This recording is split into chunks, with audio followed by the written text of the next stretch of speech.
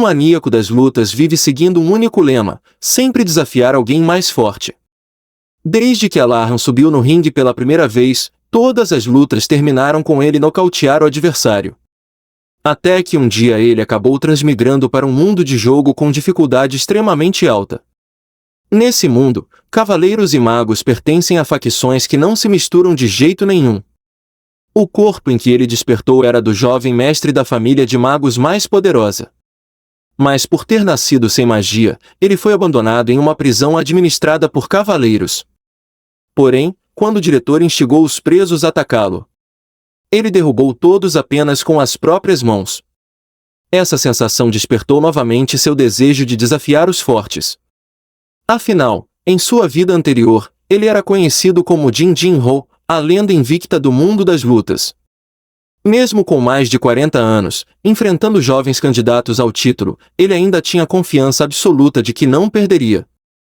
Em suas lutas recentes, ele fez questão de não usar as pernas. Isso fez o público acreditar que ele tinha machucado a perna. Por isso, no início da luta, o adversário fingiu tentar um agarrão. Mas o objetivo real era deixar a perna dele inutilizada para sempre.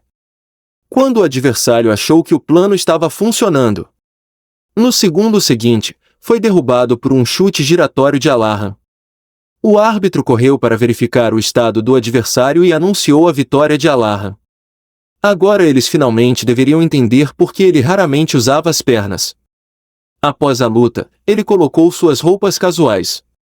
Pediu ao treinador para cuidar da coletiva de imprensa e saiu sozinho. Também disse ao treinador para avisá-lo assim que a próxima luta fosse confirmada. Sem alternativa, o treinador concordou e lembrou que estava chovendo forte, dizendo para ele pegar uma carona. Mas Alahan respondeu que estava perfeito, o clima estava fresco, e que ele correria até em casa. O treinador ficou chocado. Mas quando levantou a cabeça, a porta já estava fechada. Ele correu para avisar Alahan que eram 30 quilômetros até sua casa. Mas imediatamente foi cercado por repórteres perguntando quando a coletiva começaria e se o boato da lesão na perna de Alahan era falso. O treinador, que acompanhava Alahan há muitos anos, entendia bem seus sentimentos e se sentia culpado por ele. Porque desde sua estreia, Alahan nunca encontrou um adversário à altura. Ele era um campeão mundial com 100% de taxa de nocaute. Quando perguntaram sobre a suposta lesão na perna de Alahan, o treinador respondeu que não existia nada disso, foi o próprio Jin Jin Ho que colocou essa limitação em si mesmo. Como campeão mundial, ele naturalmente ganhava muito dinheiro e morava na cobertura do prédio mais caro do país H. Pouco depois, ele realmente correu todos os 30 quilômetros e voltou para casa. Quando as portas do elevador se abriram, Ryu estava parado na entrada como sempre. Alahan entrou em casa sem estranhar a cena. Ele logo terminou o banho. Depois sentou-se em frente ao computador. Seus olhos brilharam ao encarar a tela. Porque o jogo ali era o último salvador. Um jogo que já estava no ar há 10 anos, tão difícil que até os jogadores do país H já tinham desistido dele. Mas durante esses 10 anos, ele jogou todos os dias, sempre treinando e se aprimorando. Porque seu objetivo de vida sempre foi lutar contra inimigos mais fortes. Porém, na vida real, esse objetivo já tinha perdido o brilho há muito tempo. Mas ali, ele podia sentir novamente a emoção de ser um desafiante. Justo quando achou que hoje também não passaria de fase. Ele viu a barra de vida do boss final quase chegando a 0. Se continuasse assim, ele venceria em pouco tempo. Mas ele não queria que o jogo acabasse tão rápido. No fundo do coração, torcia para o Rei Demônio. Cada golpe do Rei Demônio era facilmente defendido por ele. Ele não entendia por que os movimentos do chefe estavam tão repetitivos hoje. Cada ataque seu acertava o alvo sem esforço. Mesmo gritando força para a tela. Suas mãos não paravam de executar movimentos habilidosos. Finalmente, Alahan encontrou a brecha do Rei Demônio e começou a carregar seu golpe final. Sua energia formou a figura de um leão azul. No segundo seguinte, ele desferiu o golpe final.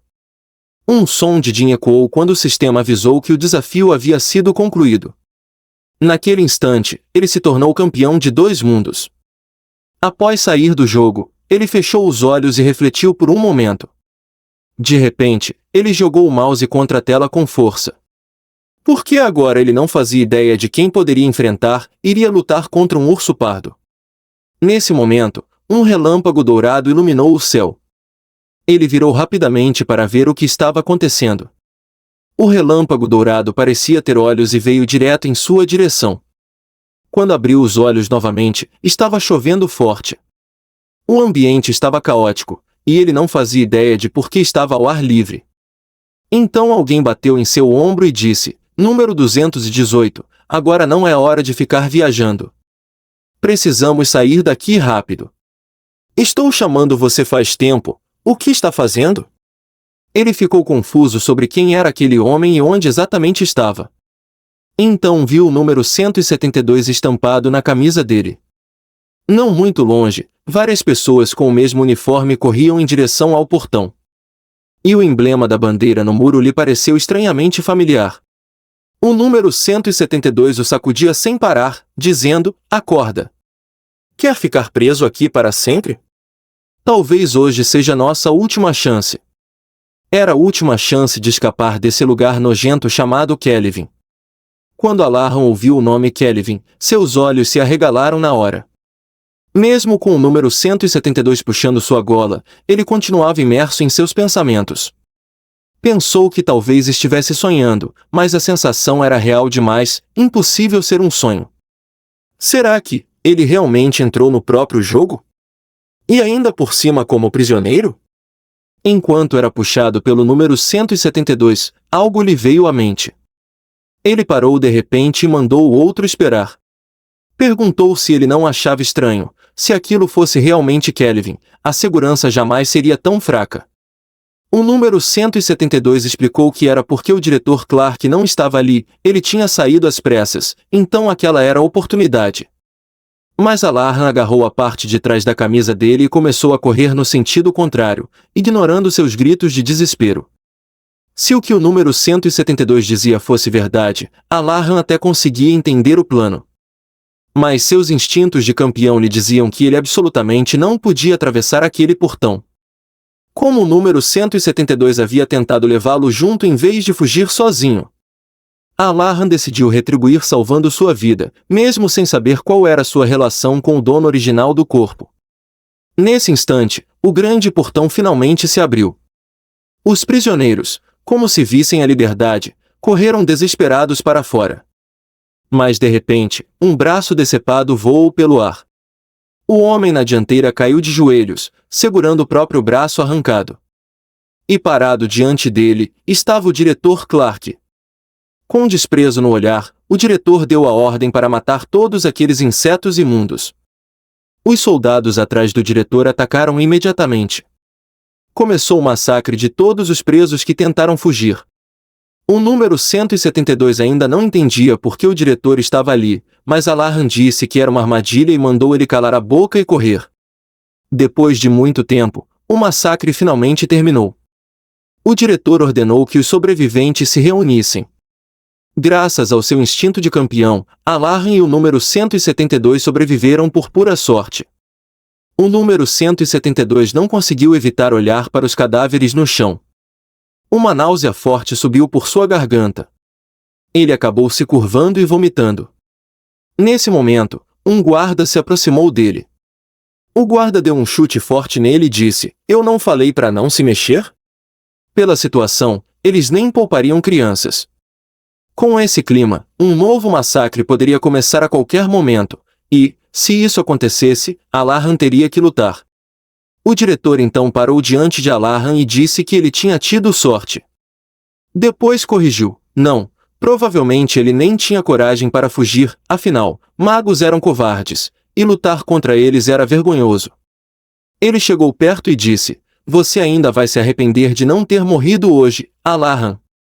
Após isso, virou as costas e foi embora. Alarran baixou a cabeça e viu seu reflexo na água, então ele realmente se chamava Alarran. Uma semana passou rapidamente na prisão. Havia apenas uma tarefa ali: empilhar torres de pedra. Um trabalho inútil, criado apenas para torturar os presos. Nesse período, ele começou a entender melhor o corpo que agora possuía. Primeiro, o corpo era extremamente fraco, cerca de 15 anos, e levantar uma única pedra já o deixava sem fôlego. Segundo, quando tentava usar magia secretamente à noite, não acontecia absolutamente nada. Isso o deixava muito confuso. Sendo da família de magos mais poderosa, como Alahan não conseguia usar magia?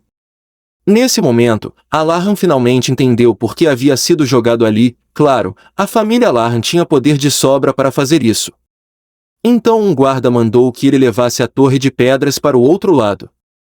O guarda sentou um pouco atrás, vigiando cada movimento dele.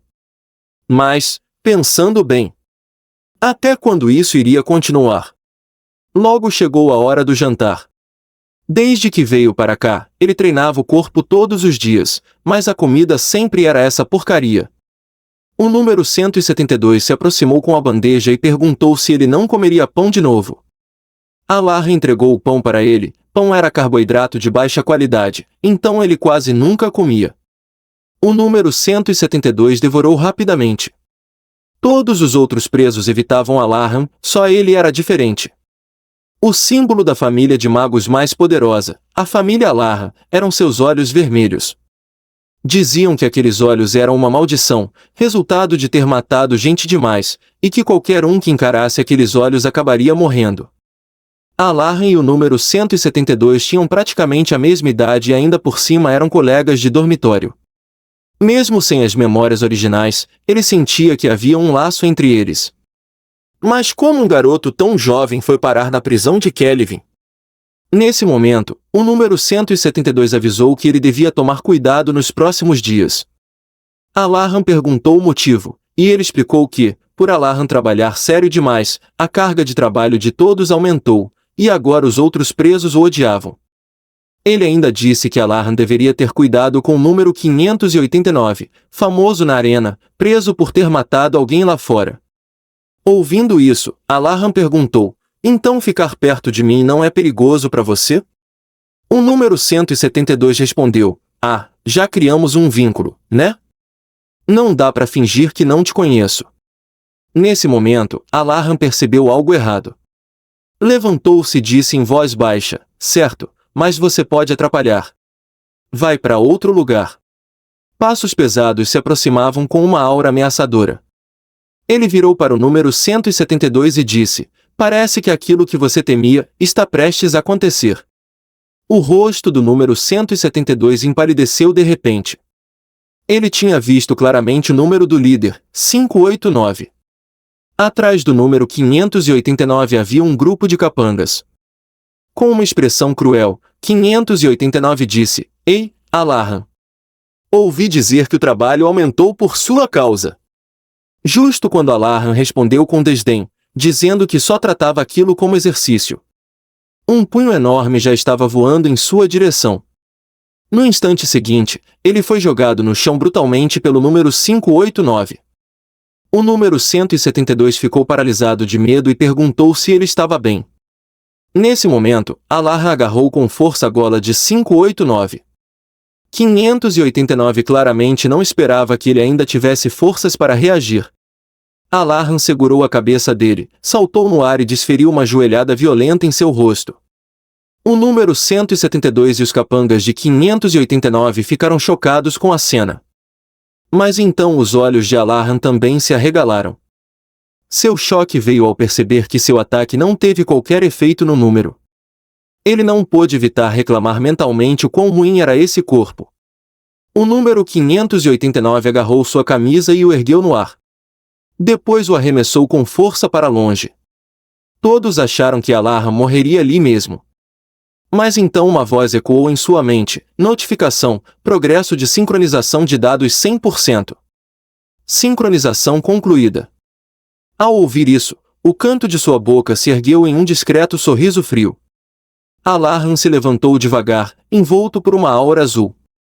Os músculos de seus braços e pernas engrossaram visivelmente. Uma força avassaladora explodiu de imediato.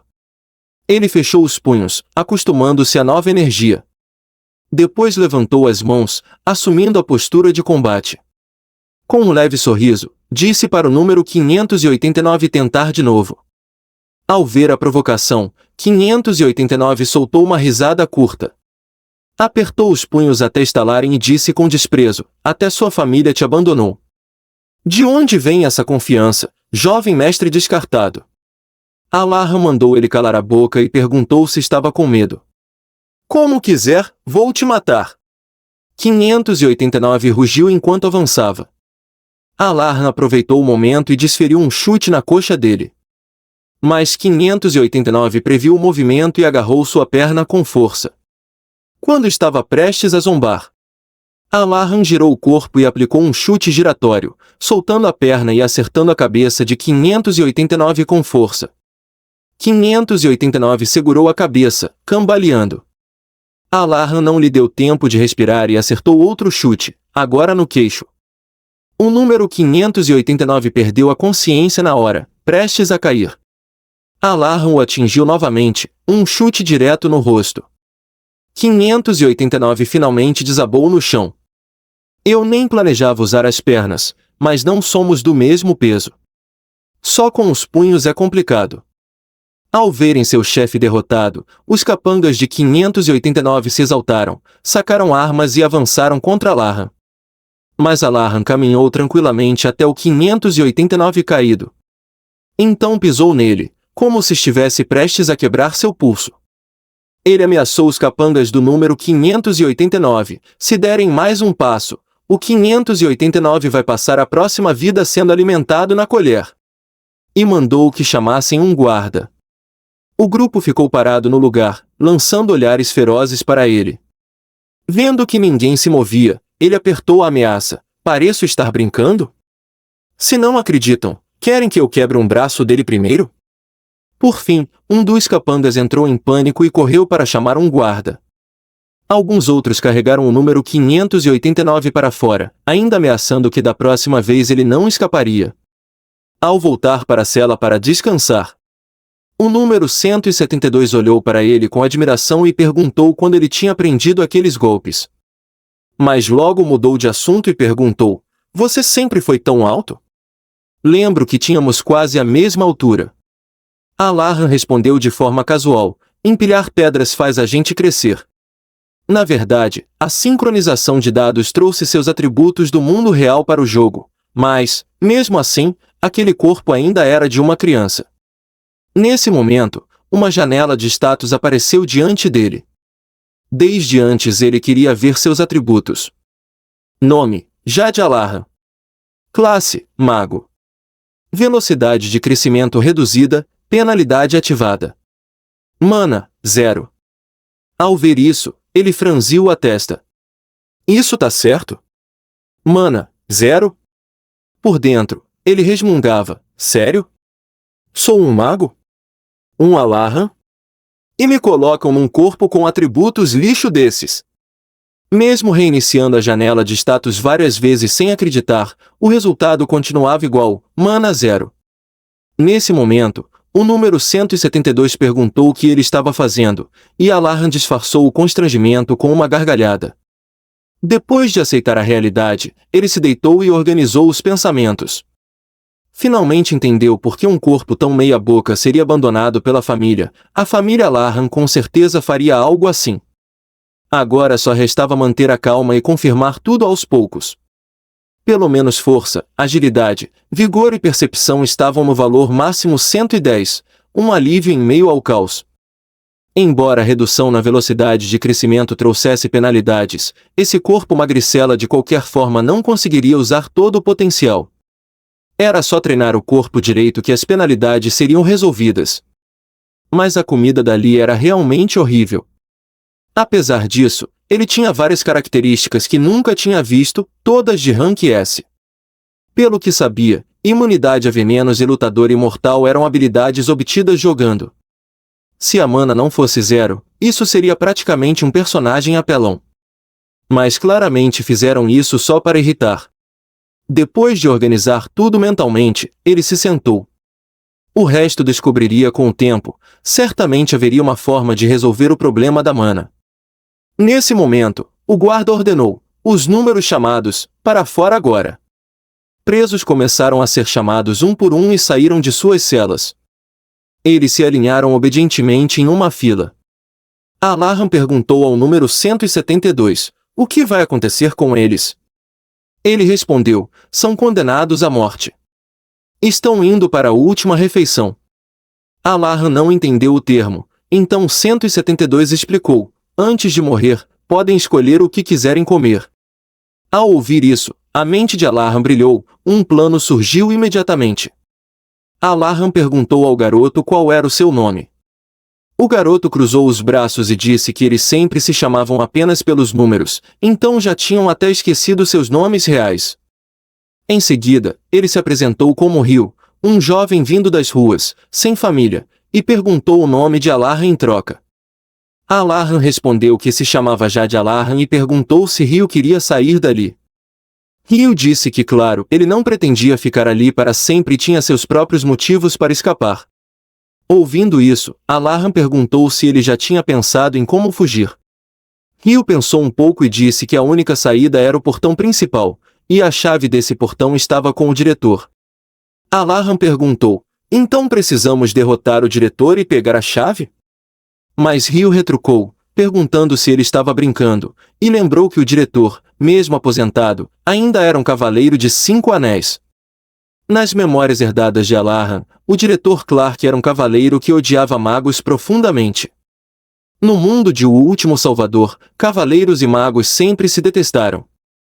Mas Alarran não sabia se tinha força para vencer um cavaleiro de 5 anéis aposentado, então disse que talvez não houvesse outro jeito. Nesse momento, Rio disse que bastava roubar. Ele explicou que quem cresce nas ruas aprende a furtar antes de aprender a cumprimentar. Porém, o diretor quase sempre estava cercado de guardas, dificultando achar uma chance. Ao ouvir isso, um leve sorriso surgiu nos lábios de Alarran. Ele já tinha uma ideia de como fugir dali. Na manhã seguinte, durante a formação, o guarda anunciou que a carga de trabalho aumentaria novamente a partir daquele dia. Os prisioneiros imediatamente reclamaram, mas o guarda perguntou friamente se eles pretendiam desobedecer às ordens do diretor. Um prisioneiro ia continuar protestando, quando uma lâmina afiada encostou em sua garganta.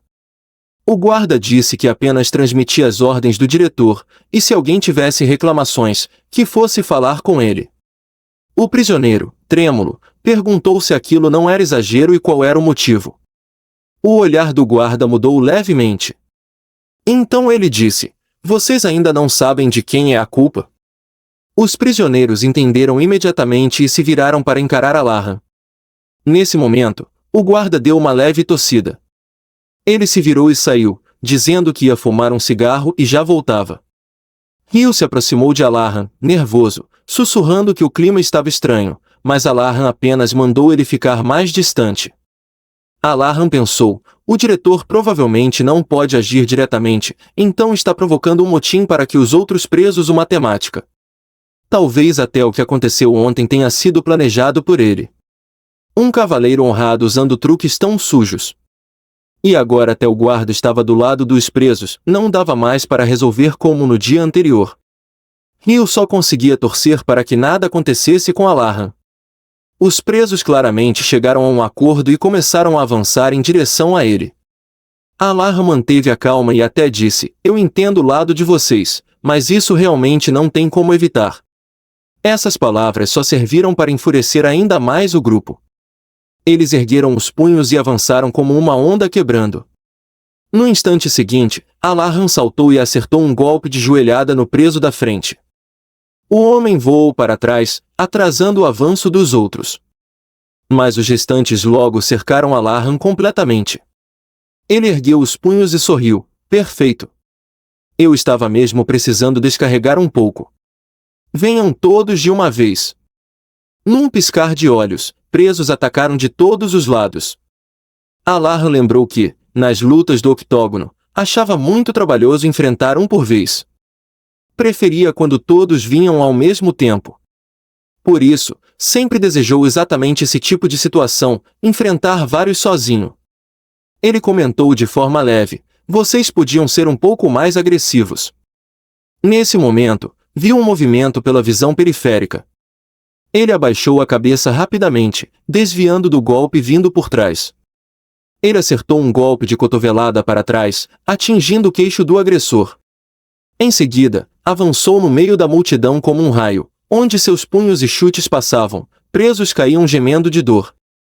Ryu observava a pouca distância, testemunhando uma verdadeira destruição unilateral.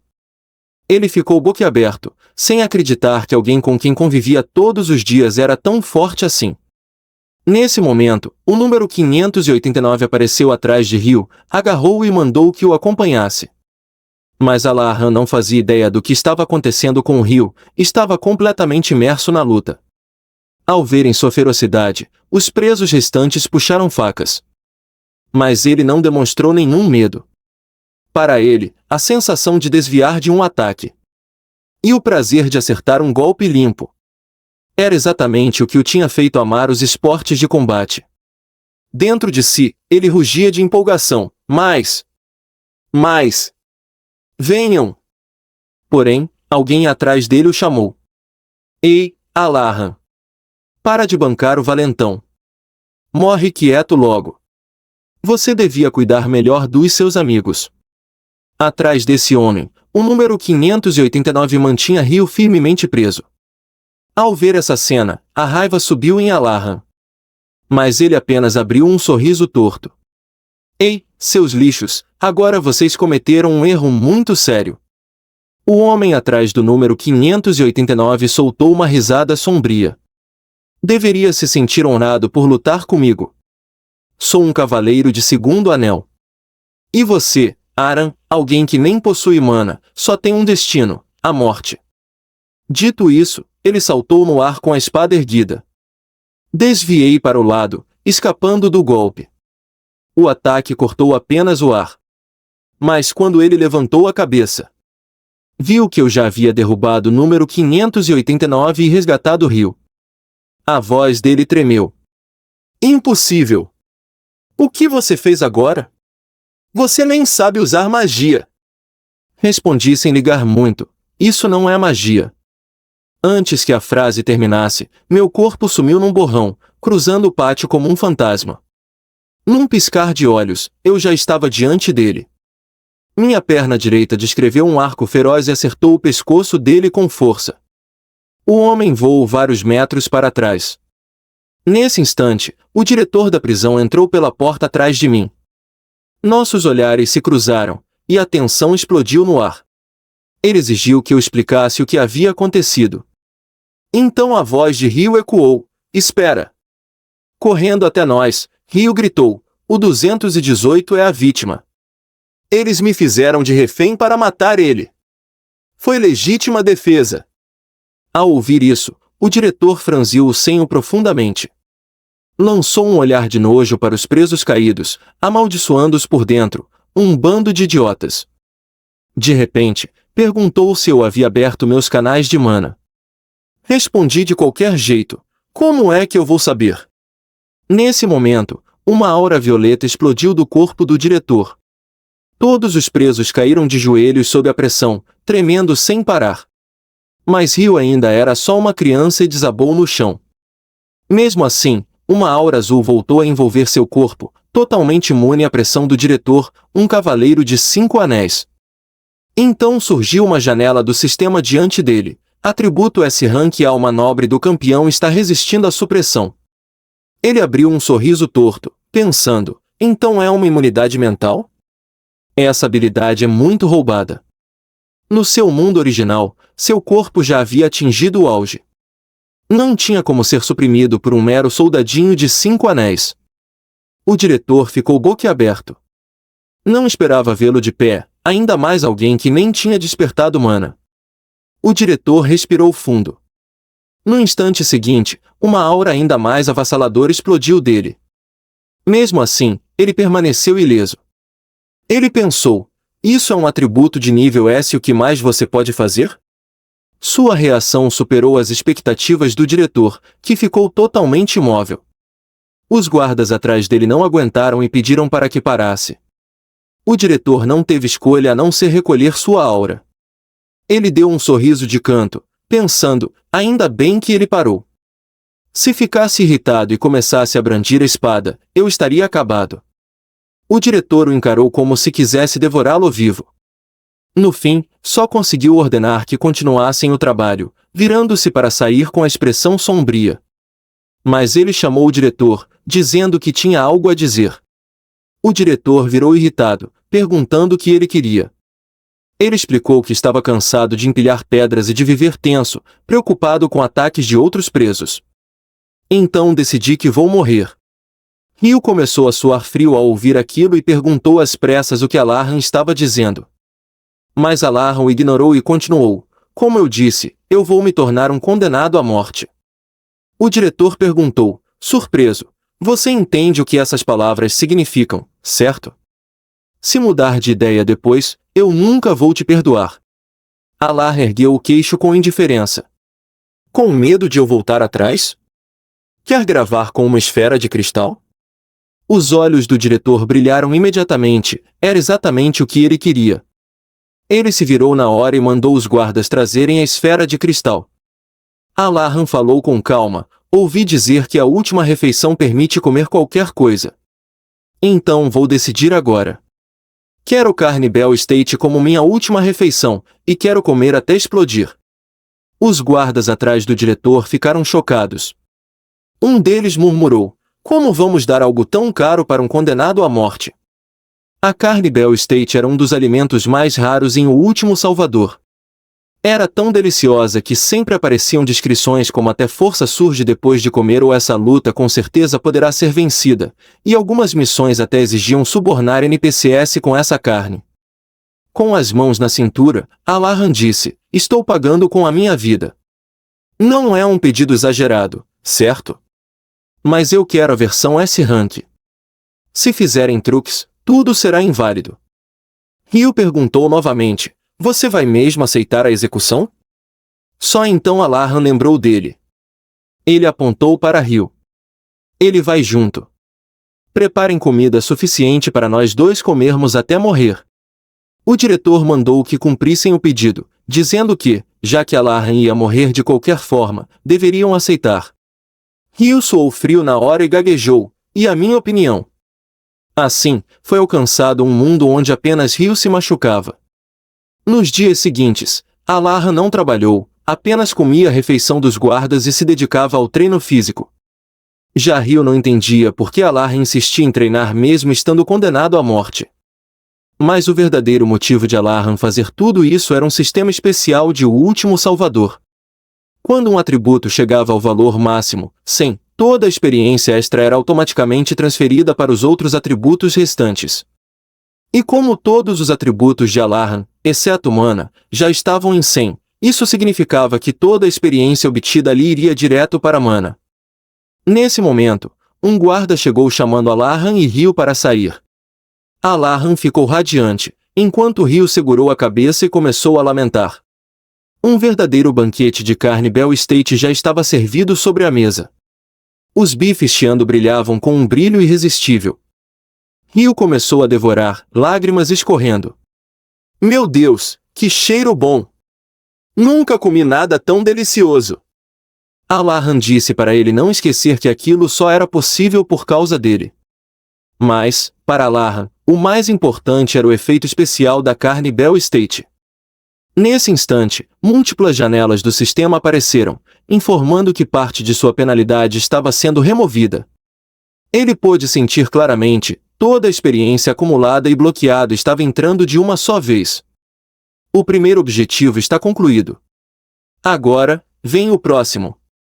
Enquanto isso, um guarda reportava ao diretor que o jantar havia começado, e o diretor ordenou que ninguém se aproximasse deles. Depois de falar, o diretor caiu em reflexão, sem entender o que realmente havia acontecido. Naquele dia, a expressão dele não parecia de alguém suportando pressão. Era como se nada pudesse afetá-lo. Mesmo aposentado, o diretor ainda era um cavaleiro de 5 anéis, e ele jamais acreditaria que um jovem mago sem mana aberta poderia resistir ao seu impacto. Ele então olhou para o bracelete em seu pulso e jurou devolver a Alarran toda a humilhação em dobro. Logo, Alarran e Rio haviam devorado toda a carne Bell State. Rio arrotou e disse: agora posso morrer sem arrependimentos.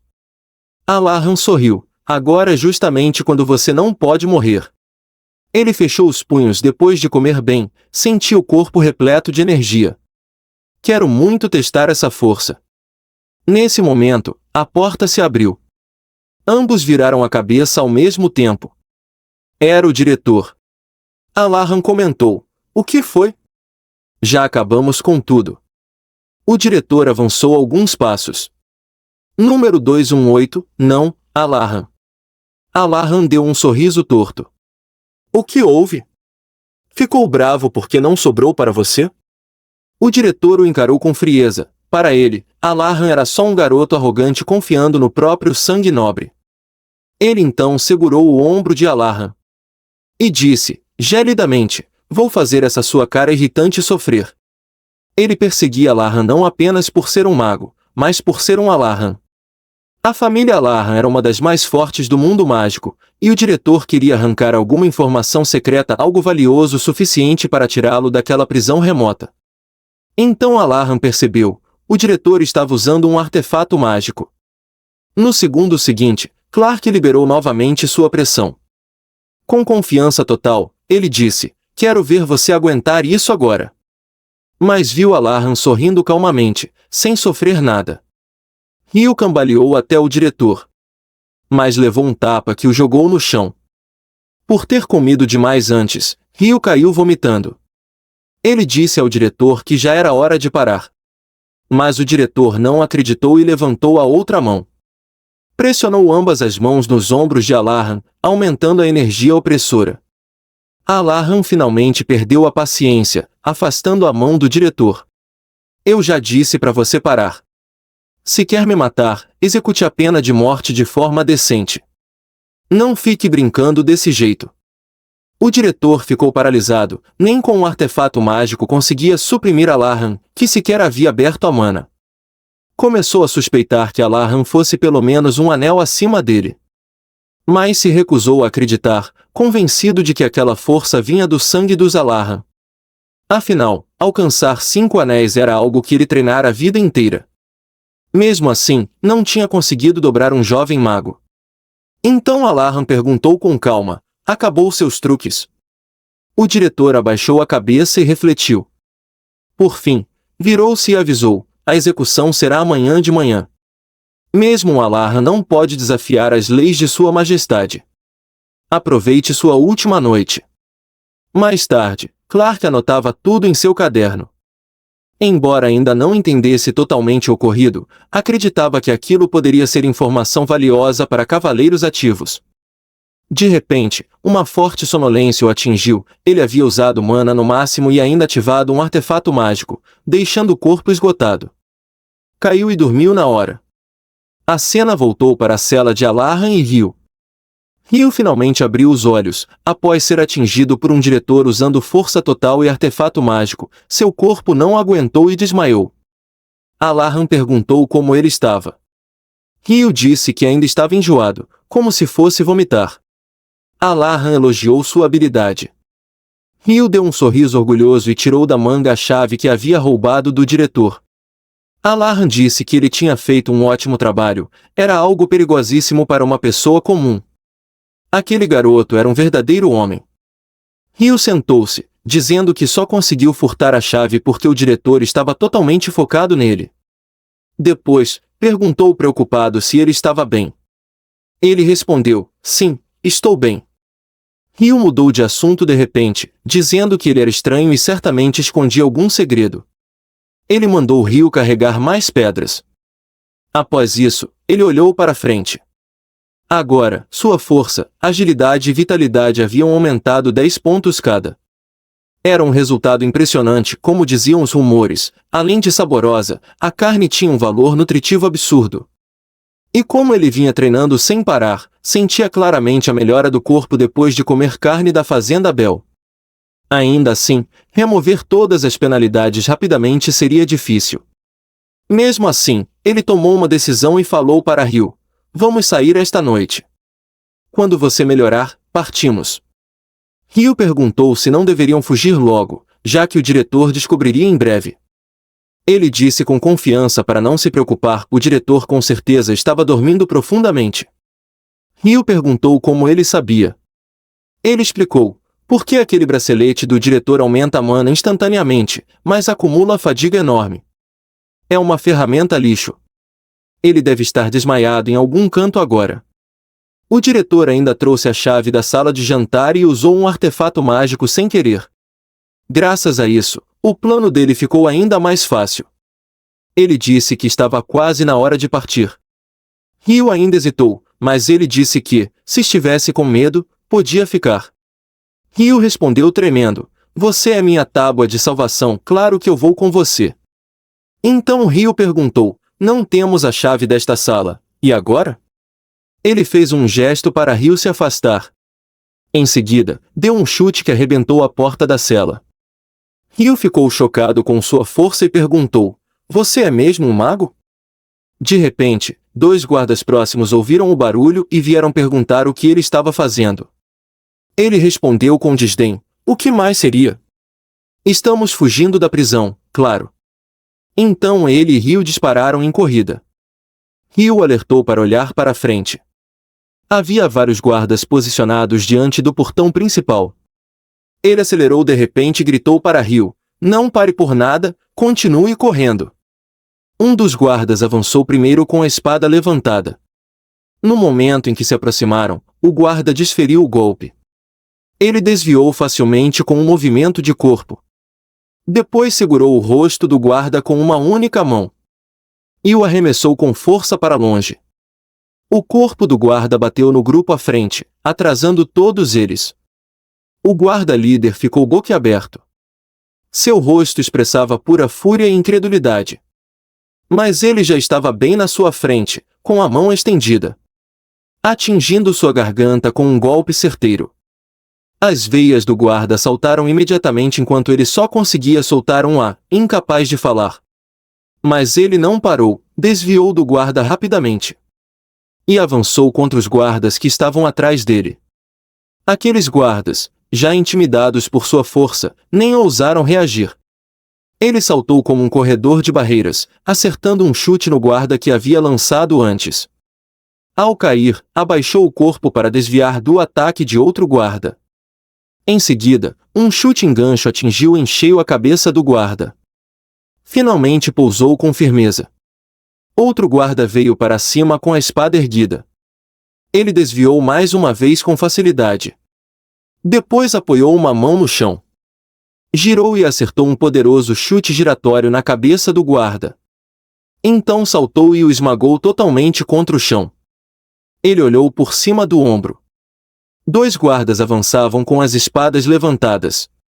Em vez de medo, isso só despertou seu espírito de desafio, ele abriu um sorriso. Num piscar de olhos, levantou a perna e acertou os 2 guardas ao mesmo tempo, rápido como um relâmpago. Ryu, que vinha logo atrás dele, ficou boquiaberto com a cena. Quando o diretor da prisão foi acordado pelos guardas, só conseguiu ver o chão cheio de feridos, enquanto os 2 já tinham fugido pelo portão principal. Furioso, seus olhos quase saltaram das órbitas, e ele ordenou capturá-los o mais rápido possível. Enquanto isso, na vila de Mota, próxima à prisão, um par de olhos espiava pelos vãos de um barril comum, observando os arredores. Depois de confirmar que haviam despistado os guardas, ele e Ryu finalmente abriram a tampa e colocaram a cabeça para fora. Ele perguntou onde estavam, e Ryu explicou que era uma vila chamada Mota, a única perto da prisão. Ele perguntou, os guardas devem vir aqui primeiro, né? Ryu respondeu, não tem jeito. A cidade é muito longe. Se misturarmos com o povo, deve ficar seguro. Ele disse que seguiria o plano, mas perguntou o que Ryu estava procurando. Ryu tirou uma roupa de dentro do barril e disse, essa serve perfeitamente para você. Vista. Ele reclamou, precisa ser uma roupa de mendigo? Ryu explicou, aqui tem mendigo por todo o canto. É o disfarce mais seguro. Depois de terminar o disfarce, Ryu mandou que ele ficasse ali enquanto buscava algumas coisas. Ele perguntou, você tem dinheiro? Como vai pegar algo?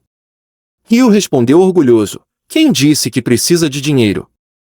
Ele pensou que aquele garoto realmente não pensava como as outras pessoas. Ryu reforçou para ele não sair dali, dizendo que voltaria logo, afinal, era seu companheiro. Alahan ficou em silêncio. Ele realmente não sabia se Ryu era alguém digno de confiança. Uma hora depois, Ryu finalmente voltou. Alahan perguntou o que ele tinha trazido. Ryu tirou uma lente de mudança de cor e colocou nele. Suas pupilas vermelhas tornaram-se azuis, como se fossem lentes cosméticas. Ryu explicou que os olhos vermelhos eram a marca da família Alahan e chamavam atenção demais. Precisavam escondê-los. Já no sul, território da família Bahar, o azul era o mais popular, pois entre aqueles nobres cheios de si, até a cor dos olhos era considerada um acessório. Ao ouvir isso, Alahan ficou pensativo. Ele conhecia muito bem os Bahar.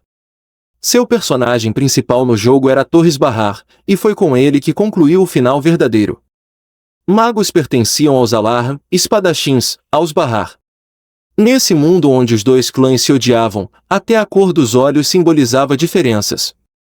Depois disso, Ryu o levou até um local de descanso que havia encontrado no caminho de volta. Deitado no estábulo, Alahan não parava de pensar em tudo. Como aquilo tinha acontecido?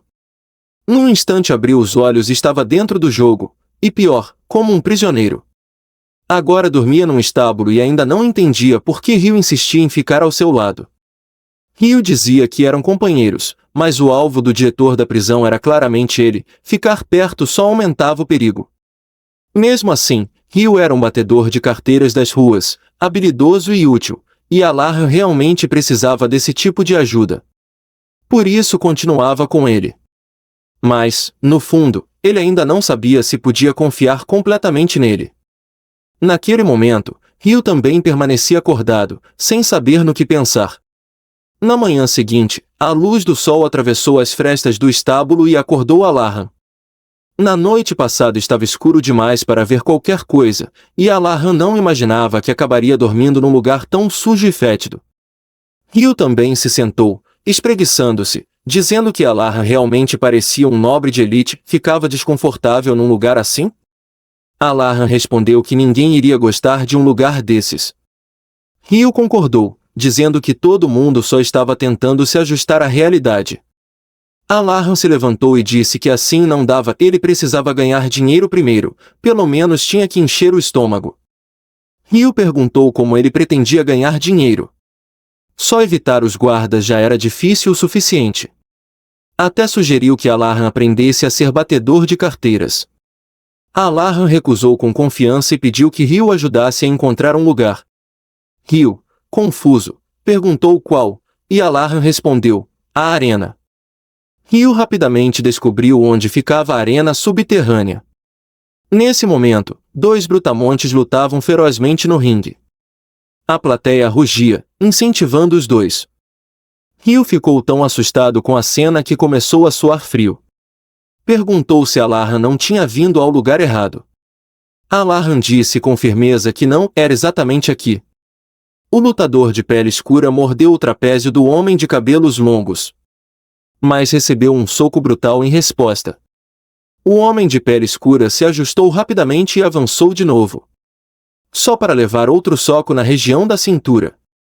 Alahan achava que ali só teria brigões de rua, mas o nível era surpreendentemente bom.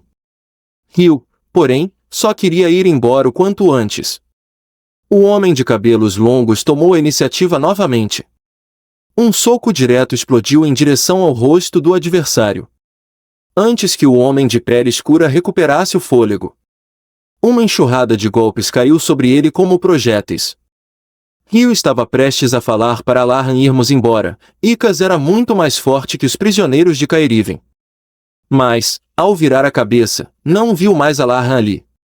E todos na plateia ficaram boquiabertos com a cena seguinte. Por que Alahan havia parado o soco de Icas com apenas uma mão, mesmo estando claramente em outro peso? Alahan disse a Icas que ele não viu que o homem de pele escura já estava desmaiado, e que não precisava exagerar. Icas ficou completamente atordoado, sem entender quem ousava falar com ele daquele jeito. E Ryu ficou paralisado, pensando por que aquele maluco do Alahan tinha subido no ringue. Alahan virou para o juiz e perguntou se ele tinha recebido o suborno. O resultado já estava decidido, por que deixar a luta continuar? Isso não seguia as regras. Nesse instante, Icas arrancou a mão dele para longe com força. Perguntou o que Alahan estava tentando fazer, pensando por dentro que, se o garoto fosse um nobre, seria um grande problema. Mas Alahan apenas respondeu, você não percebe? A arena inteira ficou silenciosa como um túmulo, todos os olhares focados em Alahan, esperando sua resposta. Alahan explicou que era apenas um mendigo vindo das ruas. No segundo seguinte, foi engolido por uma onda de xingamentos da plateia. Mesmo assim, ele não ligou, dizendo que assumiria a responsabilidade, ele próprio lutaria contra aquele cara. Assim estava bom, certo? E pediu para todos aguardarem, porque mostraria uma luta interessante. Nesse momento, Ryu veio correndo desesperado. Ele disparou palavras como metralhadora, implorando para Alahan não lutar contra Icas, dizendo que ele era o mais forte dali e que não acreditava que Alahan poderia vencer. A cabeça de Alahan latejou com tanta falação, e ele coçou a cabeça enquanto ordenava que Ryu apostasse tudo o que tinham na vitória dele. Ryu ainda tentou falar mais alguma coisa.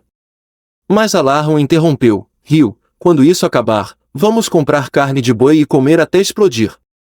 A luta começou logo depois, mas nenhum espectador torceu por Alahan. Icas também concluiu por dentro que aquele mendigo era completamente maluco. Mas então ele percebeu algo estranho. O garoto, embora tivesse uns 15 anos, não tinha olhar imaturo e sua respiração era surpreendentemente estável. O mais impressionante era que a postura de Alahan era totalmente diferente da dos outros, agressiva, mas estável, sem nenhuma brecha. Icas sentiu uma onda repentina de tensão. Ele realmente estava temendo um mendigo? Envergonhado e furioso, explodiu para frente, atacando Alahan primeiro. Mas no segundo seguinte, o punho de Alahan já tinha acertado seu rosto. Icas começou a sangrar pelo nariz, encarando tudo em total incredulidade. Alahan manteve sua postura de combate, murmurando que não se deve puxar a mão até o ombro ao golpear. O soco deve partir da guarda, direto ao alvo, pelo trajeto mais curto, leve, limpo e direto. Depois, seguir com ataques rápidos, adicionando peso corporal em alguns golpes fortes. Icas foi lançado para trás, voando pelo ringue. Sangue e dentes voaram de sua boca. Na arquibancada, Ryu, que estava rezando silenciosamente por Alahan, abriu os olhos devagar ao ouvir o choque da plateia. E viu Icas todo machucado, mal conseguindo ficar de pé. Enquanto Alahan permanecia ileso, completamente à vontade. Ryu ficou boquiaberto, jamais imaginou que Alahan realmente pudesse derrotar Icas. A visão de Icas começou a se desfocar. Tudo diante dele ficou nebuloso. Ele nunca imaginou que perderia para um garoto. Ele lançou um soco final com toda a força, mas Alahan desviou facilmente abaixando o corpo. Ele não conseguia entender por que não conseguia escapar daqueles golpes aparentemente desorganizados. Era inevitável, afinal, eles vinham de mundos completamente diferentes. Por fim, Alahan acertou um golpe direto em seu peito. Icas foi arremessado mais uma vez.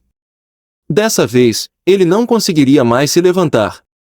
Alahan olhou para o juiz ao lado e perguntou o que ele ainda estava fazendo. Será que queria que ele também ignorasse as regras? O olhar do juiz desviou para fora do ringue, como se estivesse esperando algum tipo de sinal. Depois de recebê-lo, levantou a mão de Alahan e declarou sua vitória. Mas Alahan não sentiu alegria alguma, nem tinha aquecido. Se soubesse, teria pegado mais leve. Ao sair do ringue, ele e Ryu foram ao setor financeiro da arena para pegar o prêmio, mas perceberam que o valor estava errado. Ele perguntou diretamente ao atendente se estavam achando que jovens não sabiam fazer contas simples. O atendente imediatamente gesticulou, dizendo que não, que havia entregue tudo. Mas Alahan ainda achava impossível, não poderia ser tão pouco. Ryu, ao lado, desviou o olhar, claramente culpado. Quando Alahan perguntou quanto ele havia apostado, não esperava a resposta. Ryu não tinha apostado tudo. Ele explicou que não gostava de apostas e precisava guardar dinheiro para o jantar. Enquanto discutiam, uma mulher interrompeu a conversa, acompanhada de 2 guarda-costas enormes. Ela disse, de forma sedutora, que só queria conversar com Alarran. Alarran reconheceu que o juiz estava seguindo os sinais dela e perguntou quem ela era. Percebendo que ele não a conhecia, ela entendeu que era a primeira vez dele ali e se apresentou como Helena, administradora da arena. Quando estava prestes a perguntar novamente se podia conversar com ele, Alarran e Rio simplesmente foram embora. Rio parecia conhecer a mulher e lançou um olhar para trás. Nesse momento, os 2 guarda-costas bloquearam o caminho de Alarran. Alarran perguntou, sem se importar, se eles também queriam acabar como o cara de antes, ele podia deixá-los de cama por alguns dias. Mas eles não se moveram nem um pouco, eram claramente fiéis à mulher. Foi então que Helena falou atrás dele, dizendo que o Icas que Alarran derrotou hoje era um campeão que ela tinha buscado na metrópole. Então ele deveria saber por que ela queria falar com ele. Ela disse que o deixaria ir por hoje, mas que certamente se encontrariam novamente, e da próxima vez poderiam conversar com mais calma, pois ela gostava de pessoas fortes. Alarran permaneceu em silêncio, sem interesse no que ela dizia. Depois disso, Alarran e Rio foram a um restaurante de churrasco. Rio estava morrendo de fome, mas ainda assim lembrou Alarran de nunca irritar aquela mulher de antes. Helena parecia ser apenas a administradora da arena, mas na verdade era a autoridade oculta da cidade. Enquanto eles permanecessem ali, certamente acabariam encontrando-a novamente. Alarran disse que, para ele, ela era apenas uma raposa antes do amor. Rio respondeu que sim, esse era o apelido dela, a velha raposa. Alarran pensou por um momento, parecia óbvio que ela se aproximou dele para usá-lo. Foi assim também quando entrou no mundo das lutas, assim que mostrou talento, várias agências o procuraram, a maioria querendo usá-lo como ferramenta para ganhar dinheiro. Ele até caiu em alguns golpes, afinal, na época, era só um garoto do interior cheio de sonhos. Teve muita sorte de encontrar seu agente atual, foi ele quem o transformou em campeão. Graças a ele, Alarran deixou de ser um menino do interior fácil de manipular. Agora era um campeão que chegou ao topo depois de inúmeras batalhas. Velha raposa? Então viriam quem era o mais experiente.